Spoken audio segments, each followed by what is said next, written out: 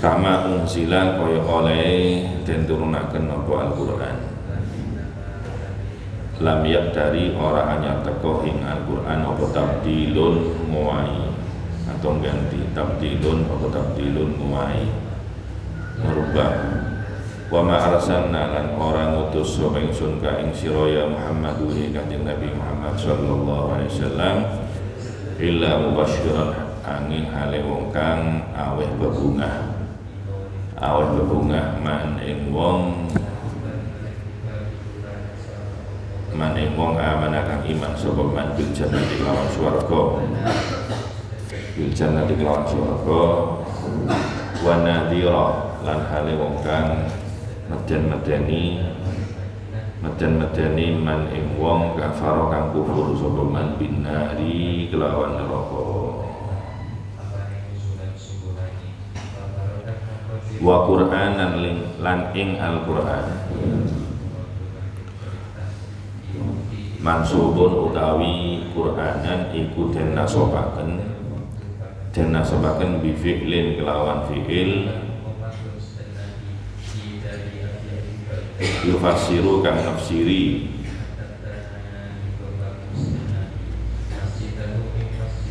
hu ing fi'il apa faroknahu lafat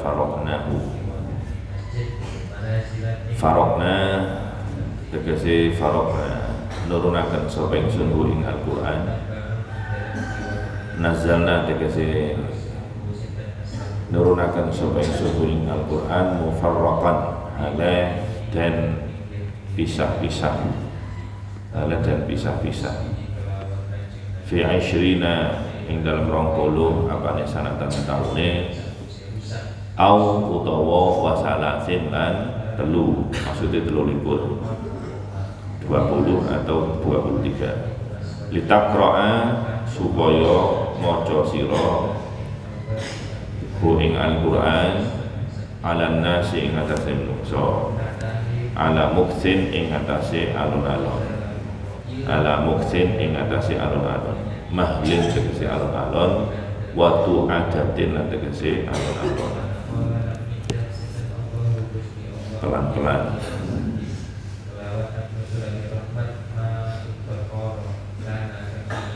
Liyafhamu supaya faham sapa an-nasu ing Al-Qur'an.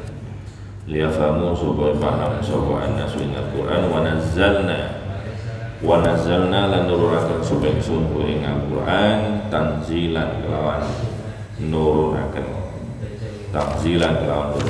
syai'an tegese suci-suci pada syai'in ing dalam sausi suci ala hasabil masalihi ing atase miturut pira-pira kemaslahatan kul ngucap sira li kufari Makkah maring pira-pira wong kafir ing tanah Mekah ngucapo aminu imano sira kabeh bihi kelawan Al-Qur'an aw la tu'minu utawa aja iman sira kabeh. Tahdidun utawi aminu iku tahdid medeni lahum maring kufar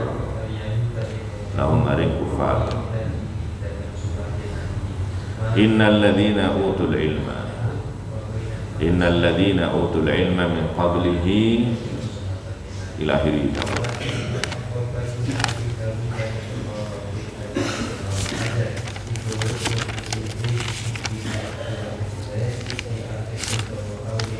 Bismillahirrahmanirrahim.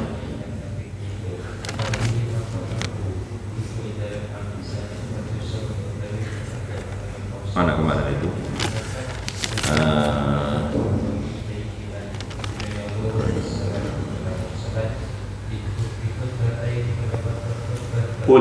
Kullu ya'malu ala syakilatihi farabbukum a'lamu biman huwa ahda sabila.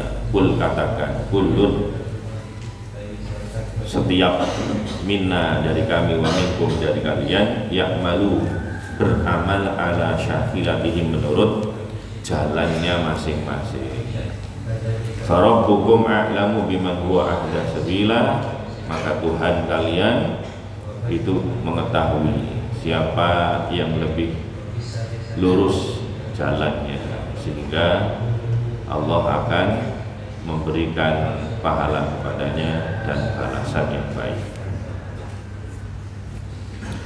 Ayat ini qul kullu ya'malu ala syakilatihi.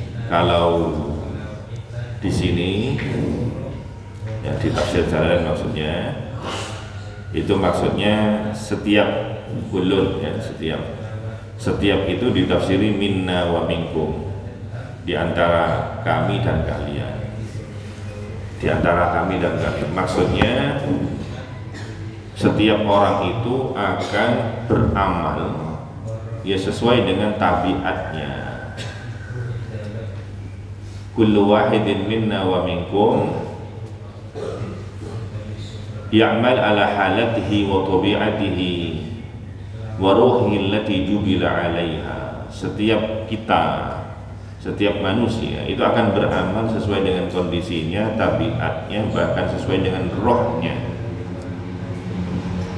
tabiat rohnya. Farruh as-sa'idah, maka roh yang beruntung, sahibuha ya'mal amal as-su'ada, maka orangnya akan beramal dengan amalannya orang-orang yang beruntung. Wa tadharu minhul akhlaq al-mardiyah, akan tampak dari orang tersebut akhlak-akhlak yang baik, wal af'al al-jamilah, dan perbuatan-perbuatan yang baik. Wa sahibur ruhi saqiyah, adapun orang yang memiliki roh yang celaka, ya'mal amal al-ashqiyah, maka ia akan beramal dengan amalnya orang-orang yang celaka. Wa tadharu minhul akhlaq al-qabihah, akan tampak pada dirinya akhlak yang jelek, wal af'al al-khabithah, dan perbuatan yang jelek.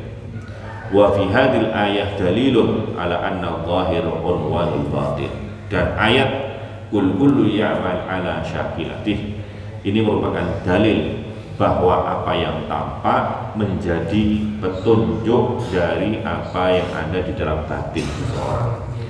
Artinya kalau batin atau yang di dalamnya itu baik, luarnya juga akan tampak baik. Makanya orang yang sibuk memperbaiki yang batin, yang zahir pun juga harus diperbaiki. Jangan sampai sibuk memperbaiki yang batin, yang di dalam, tapi di luarnya dibiarkan jelek, karena itu tidak akan pernah terjadi. Karena apa yang tampak itu merupakan tanda dari apa yang di dalamnya. Kalau kamu beli rambutan, kan dipilih rambutan ini bosok apa bagus, maka tentunya melihat dari luarnya, dari kulit luarnya. Tidak mungkin kamu beli rambutan satu persatu dioncai kamu, diperhatikan kan? Cukup dari luarnya. Kalau di luarnya bagus, ya insya Allah di dalamnya bagus, kan begitu. Dilihat di luarnya saja. Maka seperti itu juga manusia. Maka jangan sampai kita keluar dari diri kita perkara yang jelek, ucapan jelek. Kalau ucapannya jelek berarti merupakan dalil, petunjuk, alamat bahwa hatinya jelek, pikirannya jelek. Kalau perkataannya bagus, maka itu petunjuk bahwa hatinya juga bagus. Maka nggak ada istilahnya ada orang ngomong yang kotor-kotor tapi dia ngomong, aku ngomong gini sajane hatiku api, pikiranku api, orang ono. Karena hati dengan mulut itu ibaratkan teko, ceret. Ya ngerti ceret ya, teko. Kalau di dalam isinya kopi, tatkala dituangkan maka keluarnya kopi.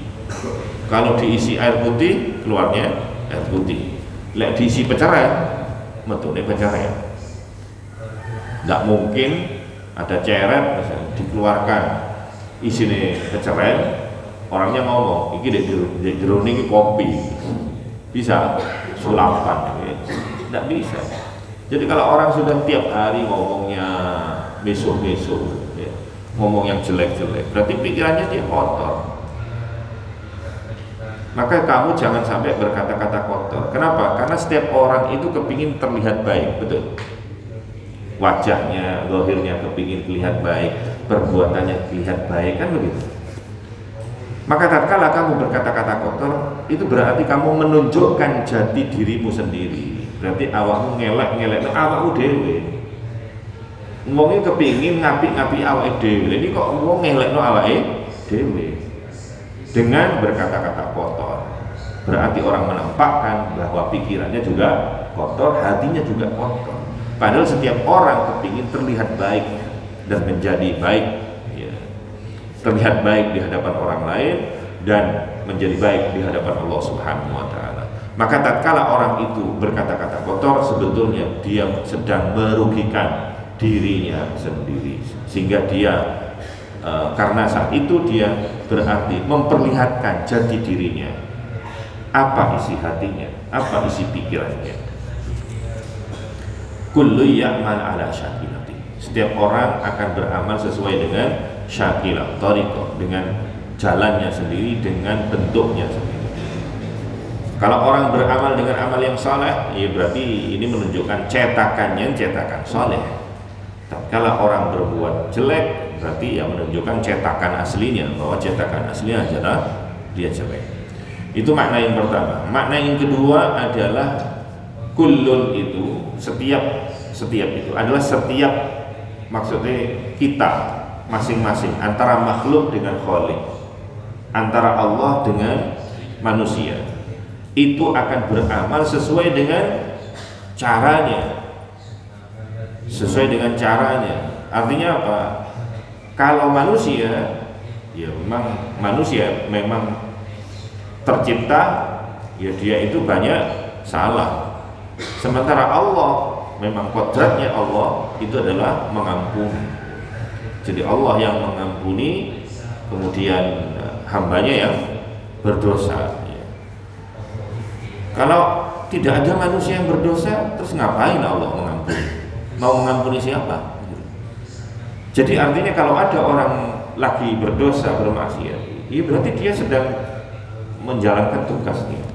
Jadi manusia banyak keliru gitu. Dan tugasnya Allah, ia mengampuni. Manusia, ia berdosa. Sehingga di dalam satu hadis, ya, disebutkan baginda Nabi Muhammad SAW bersabda, "Lau lam tudnibu." Manusia, seandainya kalian tidak berbuat dosa, la awamu gak gawe dosa, la dhahaballahu bikum, maka Allah akan membinasakan kalian. Wa jaa biqaumin yudhnibun, maka Allah akan menggantikan kalian dengan kaum yang berbuat dosa. Fayastaghfirun, kemudian mereka memohon ampunan kepada Allah, fayaghfiru lahum, kemudian Allah memberikan ampunan kepada mereka.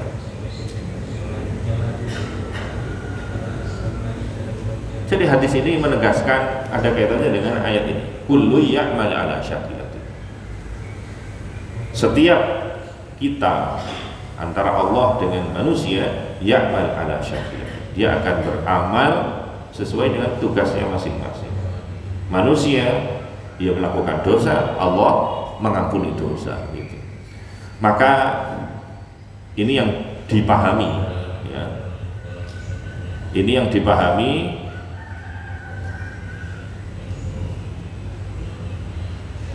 oleh Abu Bakar As-Siddiq. Wa hukiya anna as-sahaba ridwanullah alaihim tadzakaru al-Qur'an. Satu ketika para sahabat berkumpul, mudzakarah, syawir kalau bahasa ya, untuk sahabat Abu Bakar, Umar dan yang lain.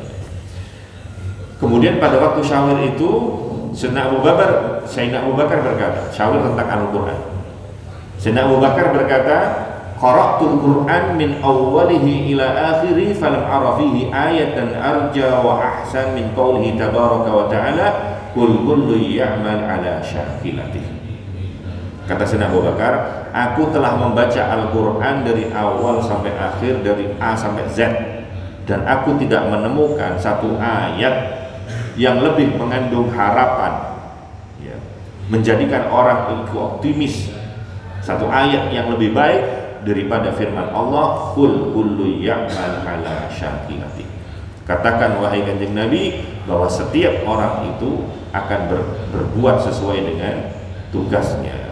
Fa innahu la yushakilu bil abdi illa al-isyan wa la yushakilu bil rabbi illa al-ghufran. Karena kalau seorang hamba itu modelnya memang bermaksiat, tapi kalau Allah itu modelnya adalah tugasnya adalah al-ghufran, mengampuni. Maka betapa indahnya ayat ini, katanya Sayyidina Abu Bakar. Kemudian giliran Sayyidina Umar. Sayyidina Umar berkata, qara'tul Qur'an min awwalihi ila akhirih falam ara fihi ayatan arja wa ahsan min qouli ta'ala bismillahirrahmanirrahim hamim tanzilul kitabi minallahil azizil alim ghafirid dambi wa qabilit taubi syadidil iqabi tauli. Katanya Sayyidina Umar, aku telah membaca juga Al-Quran dari A sampai Z, dari awal sampai akhir, maka aku tidak menemukan satu ayat yang lebih indah, yang lebih menjadikan kita positif dan optimis daripada firman Allah Subhanahu wa taala, Hamim tanzilul kitabi minallahil azizil alim. Bahwasanya Al-Qur'an diturunkan dari Allah yang Maha Perkasa lagi Maha Mengetahui. Dialah Ghafirud Dzambi. Yang pertama, Ghafirud Dzambi, Allah yang mengampuni dosa, Qabilit Taubi, dan Allah yang menerima taubat, Syadidil Iqab, dan sangat keras hukumannya Allah Subhanahu wa taala. Di dalam ayat ini katanya Sayyidina Umar, qaddama ghufran dzunub ala qabulit taubah. Allah mengedepankan, mendahulukan mengampuni dosa daripada menerima taubat. Jadi ghafir dzambi qabilit taubi. Mestinya kan secara normal ya, orang itu bertobat dulu baru diampuni sama Allah. Tapi di dalam ayat ini, Allah menyatakan Allah mengampuni dosa dulu baru menerima taubat. Itu saking dari betapa besar maghfirah Allah Subhanahu wa taala. Ini yang menjadikan kita optimis bagi pendosa-pendosa itu, jangan pernah putus asa daripada taubat dan meminta ampunan kepada Allah Subhanahu wa taala.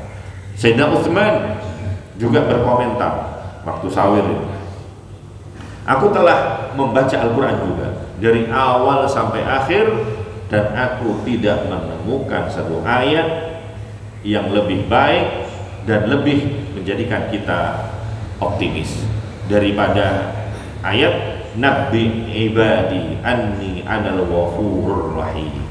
Kabarkan Kanjeng Nabi kepada hamba-hambaku bahwasanya aku adalah Zat yang Maha Mengampuni, Al-Ghafur Ar-Rahim, dan aku adalah Maha Pengasih lagi Maha Penyayang. Katakan kepada hamba-hamba yang suka berbuat dosa itu, katakan, sampaikan kepada mereka, aku adalah Zat yang Maha Mengampuni, yang banyak mengampuni. Sayyidina Ali saat itu yang juga kumpul, kemudian dia berkata, qara'tul Qur'an min awwalihi ila akhiri falam ara ayatan ahsan wa arja min qouli ta'ala qul ya ibadiyalladzina asrafu ala anfusihim la taqnatu mir rahmatillah.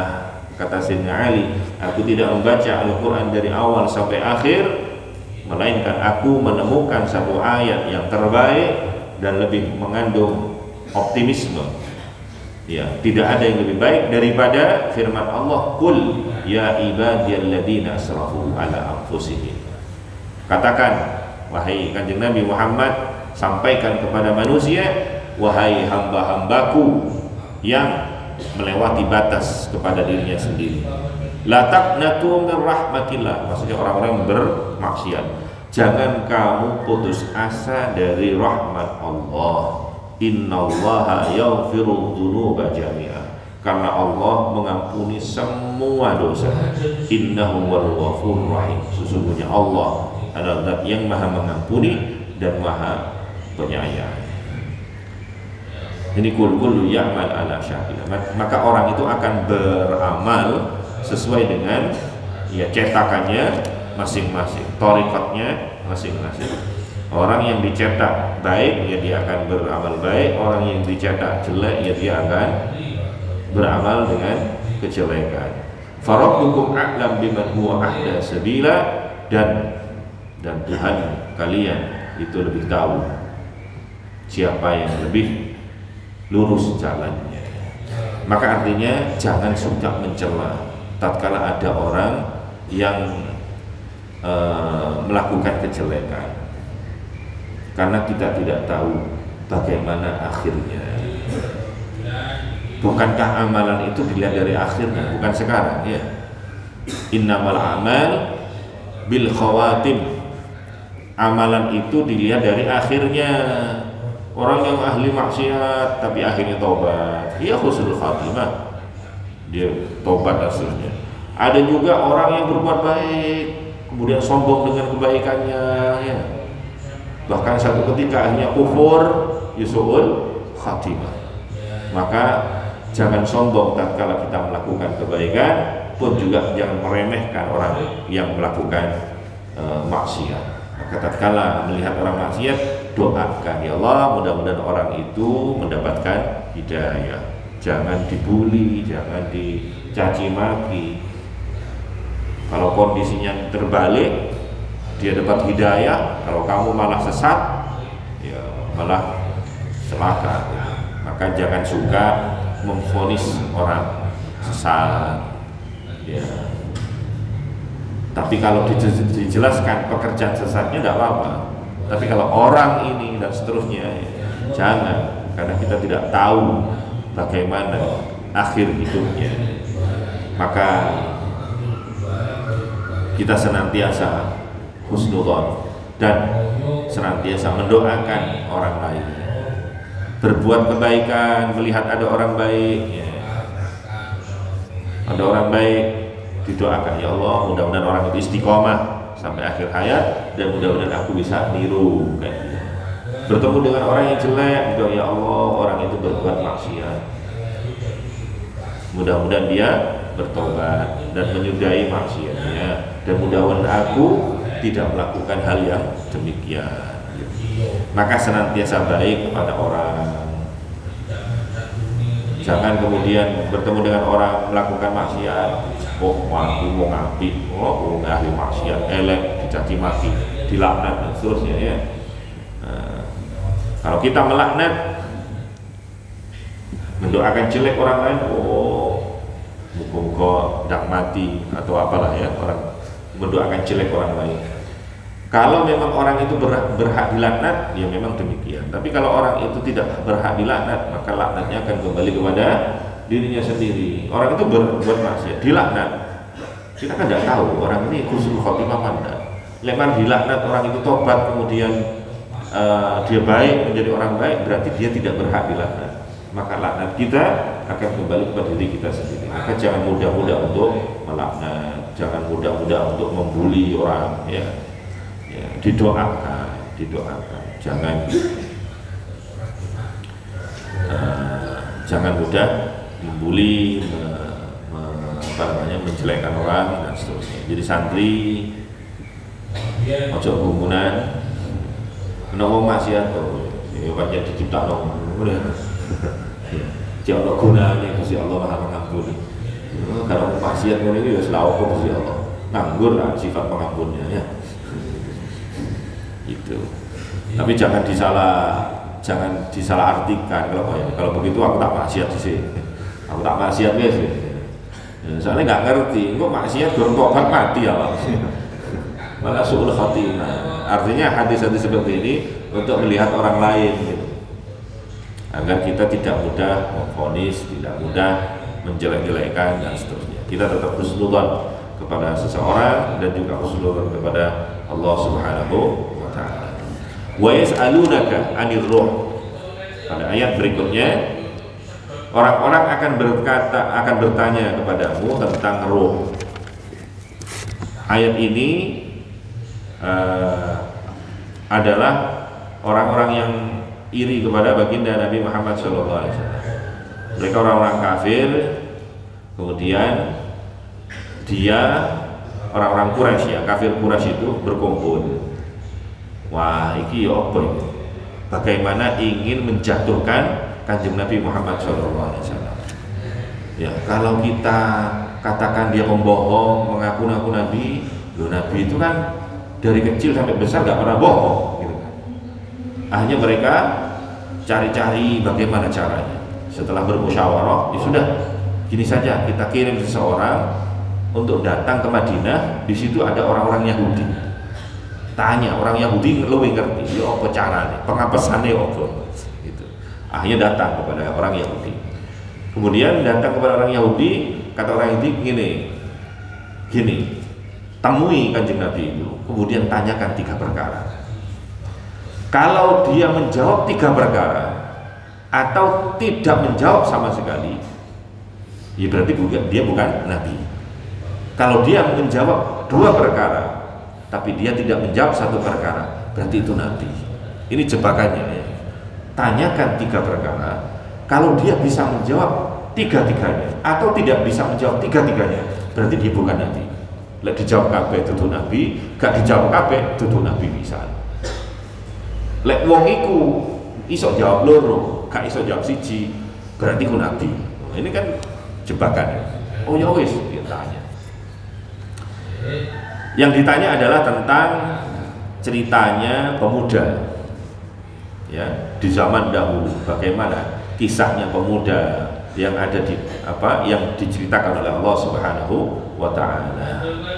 Kemudian juga tentang seseorang yang dia mengembara dari timur sampai ke barat.